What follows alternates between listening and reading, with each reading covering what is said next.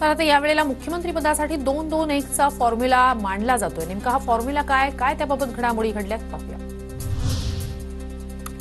महायुतीच्या बैठकीत 2-2-1 च्या फॉर्म्युल्यावरही चर्चा। 2 वर्ष भाजप, 2 वर्ष शिंदे, अजित पवार गट 1 वर्ष असण्याची शक्यता, सूत्रांची माहिती। सीएम पदासाठी 2-2-1 चा फॉर्म्युला शक्य नाही। मुख्यमंत्री पद 2.5 वर्ष किंवा 2-2-1 वर्ष वाटप होईल असं वाटत नाही, मुनगंटीवार यांची प्रतिक्रिया।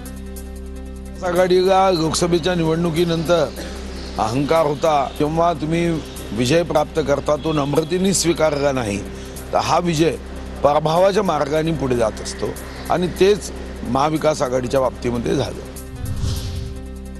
महायुतीत मुख्यमंत्री पदासाठी कोणताही फॉर्म्युला नाही, तिघं एकत्र बसून निर्णय घेऊ, अजित पवारांकडून स्पष्ट। सहकाऱ्यांशी चर्चा करू, वरिष्ठांशी चर्चा करू आणि राज्याला अतिशय मजबूत अशा प्रकारचं स्थिर सरकार आणि खूप लोकांच्या अपेक्षा आमच्याबद्दल वाढलेल्या आहेत।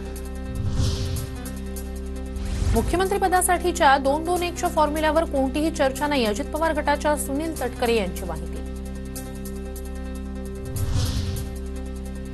केंद्रीय नेतृत्व मुख्यमंत्री पदाचा निर्णय घेईल, फडणवीस, शिंदे आणि अजित पवार तिघेही बसून निर्णय घेतील, बावनकुळे यांची माहिती।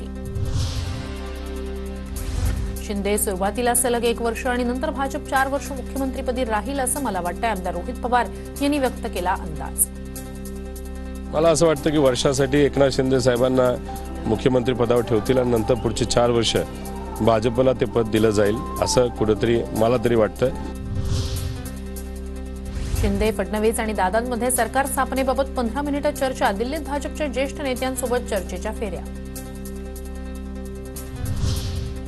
मुख्यमंत्री पदाच्या शपथविधीसोबत 20 मंत्र्यांचा शपथविधी होणार, भाजपचे 10 तर शिवसेना एनसीपीचे प्रत्येकी 5 मंत्री शपथ घेणार, सूत्रांची माहिती। विधानभवन परिसरात नव्या सरकारच्या शपथविधीची तयारी, नव्या सरकारच्या शपथविधीसाठी विधानभवन परिसरात जोरदार तयारी।